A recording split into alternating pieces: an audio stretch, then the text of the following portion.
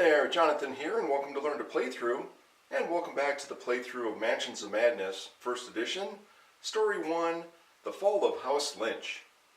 We're now going to be continuing on with Round 5, but first, let's go ahead and do a recap to see what happened last time. Harvey and Jenny were both in the kitchen, and then Harvey saw the door off to the right, which was the storage area for the kitchen. Harvey went in there and did some exploring and found a sedative on one of the tables. When he returned back to the kitchen, he found Jenny just standing around, and he had asked her to go ahead and explore the kitchen, but for some reason, she was feeling a little bit uncomfortable and disgusted about wanting to search it. So Harvey went over to one of the cabinets and opened it up and found a bunch of bloody body parts. So the reason that the bloody body parts was there was because the keeper went ahead and played a mythos card called What is Inside? And so he was trying to shake up the investigators a little bit, and it actually worked because Harvey ended up taking 2 horror off of that. So at this point, Jenny started getting a little bit freaked out as there's bloody body parts in the cabinet, there's an outline of a burnt body on the kitchen table. So she made her way quickly out of the kitchen, through the dining room, and into the foyer. Now, Harvey was a little bit slow behind her, and when he got to the door to the foyer, the keeper took advantage of this and played a mythos card locked behind, which jammed up the doors. So Harvey was now stuck in the dining room by himself. So now that the investigators are separated, the keeper then took advantage and ended up bringing in a maniac to attack Harvey. So the maniac came flying out of the kitchen, came running at Harvey, swung his axe, hit Harvey in the head, and Harvey ended up taking some good damage to his health and a little bit to his sanity. So now, let's go ahead and continue on with Round 5. So at the beginning of the round, the investigators are up first, and we're going to go ahead and start with Harvey Walters. So Harvey Walters, he's got his 2 movements and an action step to do. And I think with the maniac right there swinging his axe at him, Harvey is going to go ahead and do an action step attack. Now if you look at Harvey's items that he's got, he does not have any kind of weapons. So if he's going to attack, he'll have to attack with no weapons. But what he does have is a bunch of spells. So Harvey's going to go ahead and cast a spell on the maniac.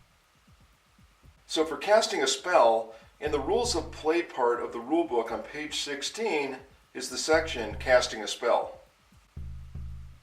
So we go ahead and grab the top spell card here. Now there's 5 spell cards, and like I said, each of the spell cards has the same front, but when you flip it over, there's something different on the back. So we'll find out what happens here. So as Harvey's action, choose a monster within 2 range and test lore -1. Okay? So we look at the trait card, and Harvey's lore is a 7. So we take -1, that turns into a 6. And let's go ahead and get the D10. And we'll give it a roll and see if he makes it. He's got to roll a 6 or less. And he got it. He gets a 2. Alright, so now we take the spell card and we flip it over. And pass says, small cuts appear all across your enemy's skin. It strikes itself repeatedly, trying to escape the effect. Deal an amount of damage to the monster equal to the monster's damage value +2. Okay, so what we have to do now is we come over here to the maniac and we find out what the monster's damage value is. On the back here, we've got a 1 and a 5. So the 1 is the monster's damage value. That's how much the maniac is going to deal damage if it attacks and hits. The 5 is how much health the maniac has. So the maniac is going to deal damage to itself, which is 1 +2 for a total of 3 damage. So we go on over and we get the damage token, which is a 3. And we go ahead and we just put it in this back little clip area here to say that the Maniac now has 3 points of damage. And it has a health of 5, so 2 more points and the Maniac is going to die. So Harvey did a good attack there. And then what we do here is, at the bottom it says, then discard this card and draw a new Shriveling Spill card. So we'll discard this one by putting it at the bottom of the spell stack, and then the next time Harvey casts a spell, we'll just go ahead and draw a new card from the top. So now let's go ahead and move on to Harvey's movement steps. So now Harvey doesn't like the fact that there's an axe-wielding Maniac in his face, so Harvey wants to put some distance between him and the Maniac. So what we're going to do is, Harvey's going to go ahead and move, and he's going to go ahead and move to this space here. Now what happens is, when you are in the same space with a monster and you move out of the space, you have to do what's called an evade test. In the rules play part of the rulebook on pages 14 and 15 is the section evade tests. Now what Harvey's going to have to do is a dexterity test modified by the Maniac's awareness. And on the front of the Maniac's base, up at the top there's a 0, and that is the Maniac's awareness number. So we take whatever Harvey's dexterity number is, and we'll add a 0 to that. So basically you're just going to end up getting whatever Harvey's dexterity number is. And his, oh, that's right, Harvey's dexterity is a 2. So being an old man like that, he's not too dexterous, so we'll find out what happens. So I think what's going to happen is that Harvey's going to move around the table to the other side of the Maniac, and then hopefully he can keep some distance between them. So before we make a movement with Harvey, what we're going to do is we're going to add one of these magnifying glasses, which are the skill points. And you can only add 1 per turn, and what's going to happen is you're going to take whatever your luck value is. So for Harvey, his luck value is a 3. So we can go ahead and take that number and add it to whatever the attributes test is, which in case of Harvey is the dexterity test of a 2. So we'll add 2 plus 3 for a total of 5. So instead of Harvey having to roll a 2 to get past the Maniac and evade him, he'll just have to roll a 5 now. So in the rules of play part of the rulebook on page 13 is the section skill points. Now like I said, when you spend a skill point, it adds your luck number to whatever attribute test you want to do. Now the only thing that you cannot do is that if you have to do a luck attribute test, you cannot spend a skill point to give your luck points to your luck. So that's the only time that you can't really use your skill points. So Harvey now has a dexterity of 5. Let's go ahead and give it a roll to see if Harvey can get around the other side of the table without the Maniac hitting him with his axe again. So he's got a roll of 5 or less. Oh, 1! And as you know, a 1 is an automatic success. So Harvey makes his way around the other side of the table, and he's going to go ahead and do his 1 movement to put him right there. And he wants to still stay in the room because he wants to try and attack. So he's just going to go ahead and stay there, and he's going to go ahead and skip his 2nd movement. So this is going to end Harvey's turn, and next up is Jenny Barnes. So Jenny Barnes is over here in the foyer, and she's trying to keep moving along, and all of a sudden she stops and she hears Harvey yelling behind the door, "Jenny, Jenny, open the door, open the door!" And all of a sudden she hears this crash and a bunch of scuffling going on, and Harvey's yelling and stuff like that. So she decides to go ahead and move back into the dining room to see what's going on. So we'll go ahead and start with Jenny doing her movement steps. So Jenny's got her 2 movement steps, so she's going to go ahead and move from the foyer. She takes 1 step into the dining room, and she sees some crazed maniac whipping his head around and flinging an axe around. She's like, holy crap, what the hell's that? So the first thing that happens when an investigator comes into a room with a monster, or remember, when a monster comes into a room with an investigator or investigators, so if there are multiple investigators in the room, they all have to do horror tests. So what we're going to do is we have to come over here and look at Jenny's willpower, which is a 7. And then we have to go ahead and modify it by the monster's horror rating. So on the Maniac in the bottom right hand corner is its horror rating. So Jenny's willpower minus the 1, so 7 minus 1 is 6. So Jenny's got to go ahead and roll a 6 or less on the D10 to see if she is not freaked out by this crazed maniac that now has blood on the axe blade.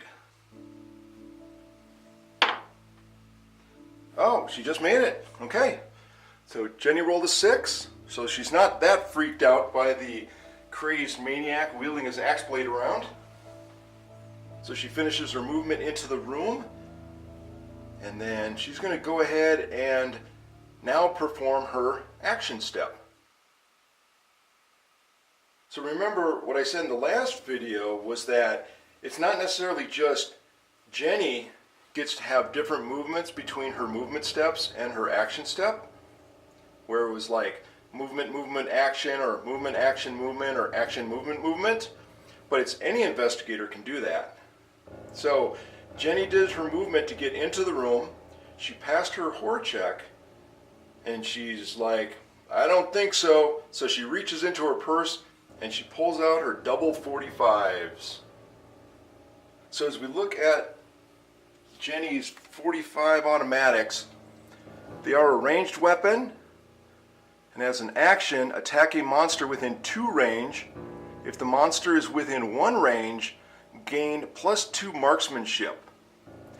And then also the 45 automatics are going to do 3 points of damage. And now that's dependent upon whether or not the combat cards say whether or not to use that damage or not. So we'll have to go ahead and figure that out once we get to it. And also it's going to be the same way with that +2 marksmanship, because she might use marksmanship, she might use a different kind of a trait. So we'll go ahead and figure that out here in a second. So Jenny is in combat with a maniac, and a maniac is a humanoid, remember, because the color is blue, and we're going to be using the blue humanoid combat deck. So Jenny goes to attack, and we'll go ahead and flip the first card. And remember, the top part is for the investigators, the bottom part is for the monsters. So Jenny is attacking with her 245 automatics, which are ranged weapons. So these up here says blunt melee weapon. So we're not going to be able to use this card because she's not using a blunt melee weapon. Now, even though she could take her guns and hit the monster with the butt of the gun and use it as a blunt melee weapon, the information on the 45 automatics card says that is a ranged weapon. So you have to use it as what it says on the card. So we're going to go ahead to our next combat card here. And now this one says no weapon. Okay, well, Jenny said that she's going to go ahead and use her 45s, which are ranged weapons. Otherwise, if she wanted to, she could kick the monster. But she wanted to go ahead and shoot him. So we'll go ahead and get rid of that card. And fine, we'll go to our third card now. So our third one is, okay, this one says ranged weapon. Okay, this one says you charge the monster. Gun blazing. Test marksmanship. Alright, that's cool. So she gets to test her marksmanship. And remember, on her card for the 45 automatics, it says to add a +2 to the marksmanship. Okay, so let's go ahead and look at Jenny's trait card here under marksmanship, and it says that she has a 6. Alright, that's good there. Looked at that 45s, it says within 1 range. Well, she's in the same space, so that's good. So she gains +2 marksmanship. So it's like she's shooting like point blank right at the maniac. So she gets a 6 +2 for a total of 8. So Jenny has to go ahead and roll an 8 or less to see if she hits with her 45 automatics. So let's get the D10, give it a roll, and see what happens. 8! Oh, she just made it. So she hits the maniac with her 45 automatics. And now what we'll do is we'll look at the card here to see what happens. So she did pass, and at the top says, the shot lifts its body into the air and it flies across the room. Deal weapon damage, and you may move the monster 1 space. Okay, well, the weapon damage is 3 points. And the maniac has 3 points of damage on it already, so that's a total of 6 points. And I believe it said 5 on the back. Yep, sure enough. The maniac has a total of 5 health, and it now got 6 points of damage dealt to it. So it gets shot, it gets lifted up into the room, goes flying back across, it goes crashing right next to Harvey into the wall, and it is gone. Dead, dead, dead. Alright, so we'll go ahead and just remove the maniac from the board here. And with that, that's going to leave Jenny with just 1 movement step left, but she's going to stay there. She's going to look at Harvey. Are you okay? Harvey nods at her. I'm okay. All right, come on, let's go. And she waves to him to get movement. So with that, that's going to end the investigator's turn. So let's go ahead and move on to keeper turn. All right, somewhere in the house, somewhere in the world, the keeper is not happy. Oh, his little minion, Maniac number 1, got blown away by Jenny Barnes. Oh, that little bitch. She is so gonna die now. All right, what can I do to Jenny that can cause her misery? We'll find something out. So let's go ahead with step 1. Investigator trading step. Well, the investigators are not in the same space, so in order for anything to happen during the investigator trading step, the investigators have to be in the same space. So we'll go ahead and skip that step. Step 2, gain threat step. So there are 2 investigators in the game, and the keeper will gain 1 threat token per investigator, so he gets a total of 2 more. So I'm going to add that to the 1 for a total of 3 threat tokens that he has now. And now let's move over to step 3, keeper action step. So we look at our keeper action cards to decide what we want to do. Our first one, command minion. Now we can move a monster up to 2 spaces, and we have the zombie up there, but we're going to go ahead and skip that one because the keeper has other plans for the zombie. We can do the evil presence and go ahead and draw 1 mythos and 1 trauma card, which cost 1 threat token, and I think we're actually going to do that one. So we have, for 1 threat token, we can go ahead and draw 1 mythos and 1 trauma card. Since we only have 2 and 2 left, remember we can have a total of 4 mythos and a total of 4 trauma cards. And remember, that's a total of 4 trauma cards, not 4 of the insanity cards and 4 of the injury cards. So we're going to go ahead and spend 1 threat token to activate the evil presence. And then we're going to go ahead and we're going to draw 1 of the mythos cards and 1 of the trauma cards. Let's see what we get. So our mythos card we have for 1 threat token, it's called a reflection. The requirement is you have to be in the bedroom, nursery, or bathroom. You glance in the mirror, but alas, there is no one looking back at you. Take 1 horror. Oh, interesting. Okay? And then here's a a new trauma card. This one's red, there's the heart, and this one happens when you take damage. We'll ration and only bring what we need. Pack light or we'll never make it.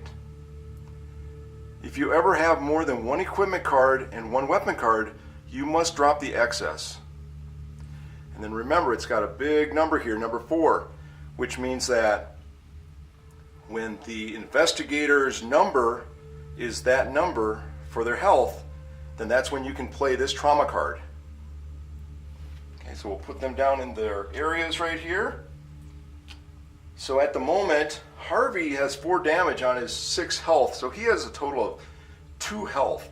So actually this back injury card can be played on Harvey if he takes some more damage. Jenny, on the other hand, she has 10 health at the moment, so this card cannot be played on her until she gets 6 more points of damage. Step 4, monster attack step. Well, there are no monsters in the spaces of Jenny or Harvey. The only monster we got is the zombie over there that's on fire, and so we'll go ahead and skip this step. So this is going to take us to the last step, step 5, event step. So with the event step, we go ahead and take one of the time tokens and we go ahead and put it on the event cards there.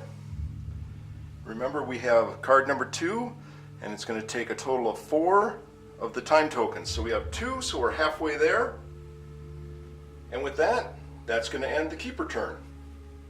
So that's going to end round 5. Let's go ahead and begin round 6. So the smoke clears in the dining room from Jenny's 45 automatics. She yells across the room to Harvey, "Is he dead?" Harvey looks down at him and says, "Yep, looks like it." Just a second. Harvey pulls out the dirty manila folder, opens it up and pulls out a picture, looks at the crazed maniac, looks back at the picture and says, "Nope, this ain't him. This isn't Walter Lynch. He's still out there." Jenny then says, "Well, let's go find him. And the farther we can get away from that kitchen, the better." So we're going to go ahead and start with Jenny Barnes. And she's going to go ahead and do her investigator turn. And she's going to start off with her movement step. So she gets 2 movement steps and 1 action step. So she's going to go ahead and take 1 movement step out of the dining room and into the foyer. And as she moves out there, Harvey's yelling at her, "Slow down, slow down. I'm getting kind of weak here. I need to catch up." So then Jenny goes ahead and takes her 2nd movement step out to the middle of the foyer. And meanwhile, she's yelling back to him, said, "Don't worry, I'll be out here in the middle of the foyer. Just go ahead and get out here." So with that is going to end Jenny's turn. So as Jenny is out there in the middle of the foyer waiting for Harvey to come waddling along, she'll make sure that she can do a little bit better next time when she shoots her automatics and just doesn't get that minimum amount. She's going to go right for the heart. So with that, that's going to end Jenny's turn. And next up, Harvey Walters. So Harvey's going to take his 2 movement steps.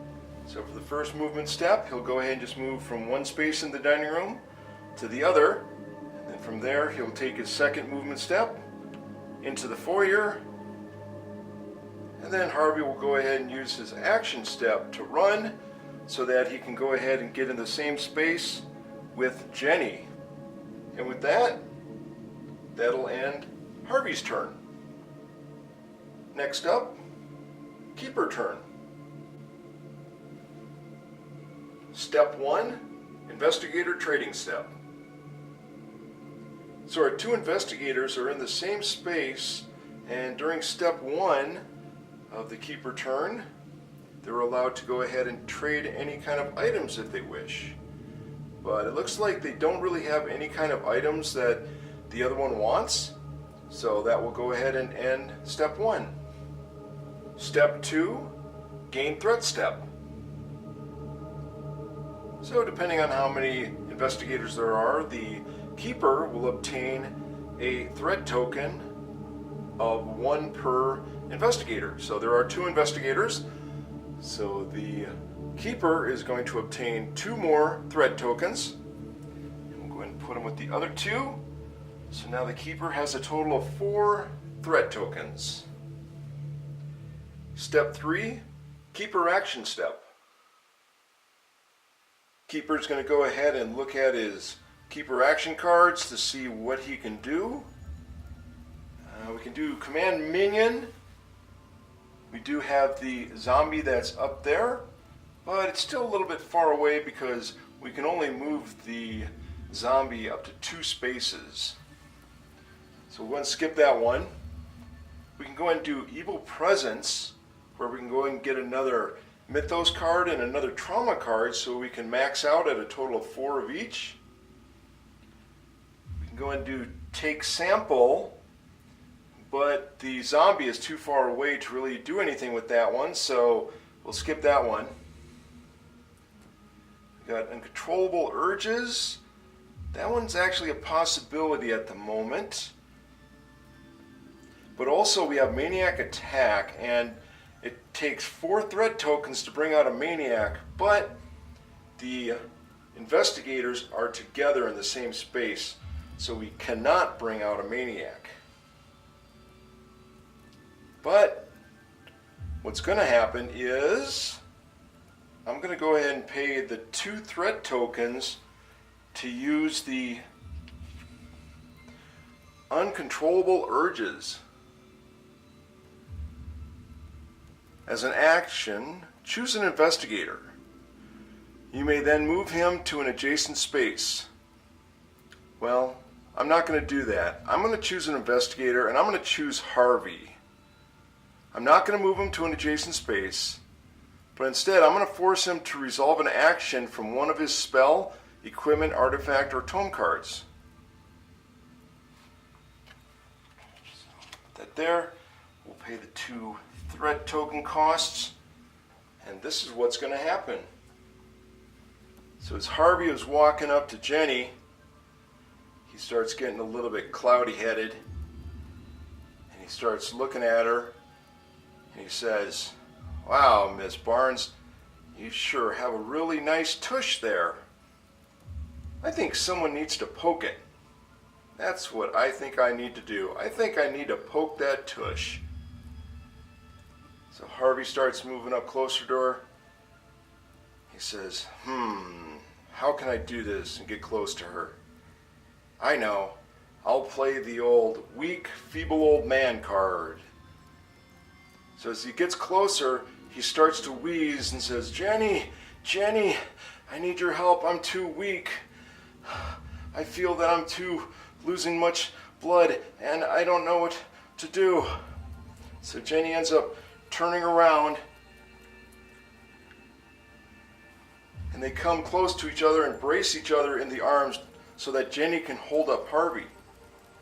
From behind, Harvey extends his right hand out in a clenched fist facing down, something cylindrical in his hand.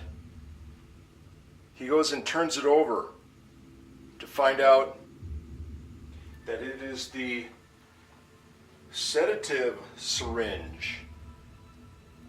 And with that, Harvey takes the syringe and jams it into Jenny's cute little tush and injects the sedative into her.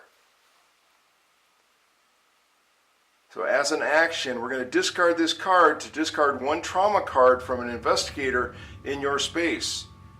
And Jenny is in Harvey's space. He may not move during his next turn. Now, as you can see here, that Jenny has no trauma card on her. But the sedative card does not say, as an action, you can only use this card on someone that has a trauma card. All it says is discard this card to discard one trauma card from an investigator in your space. So we're going to go ahead and discard this one because in the Uncontrollable Urges card, down below it says, as an action of the Keeper, I'm going to force him to resolve an action from one of his spell equipment artifact or tome cards. So the Keeper is now using the Uncontrollable Urges Keeper action card to force Harvey to use the action on his sedative to inject the sedative into Jenny Barnes's cute little tush. So then with that, Jenny pushes away from Harvey and stumbles backwards onto the stairs as she kneels down and then sits down, as she then grasps hold of her head and is starting to look and feel very woozy. And with that, that's going to end the Keeper's Step 3 Keeper action step. Step 4, Monster Attack Step.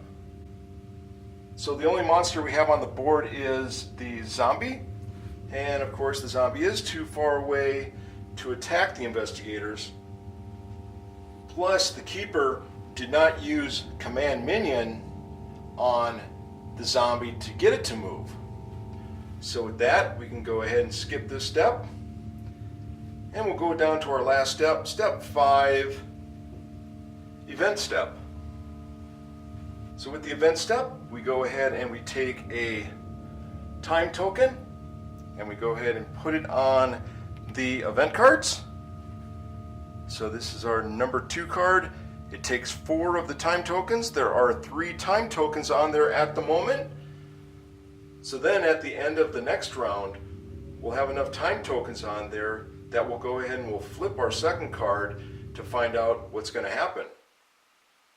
So this is going to end our 6th round and our video, so come on and join us next time as we continue to learn to play through Mansions of Madness, 1st edition, Story 1, The Fall of House Lynch.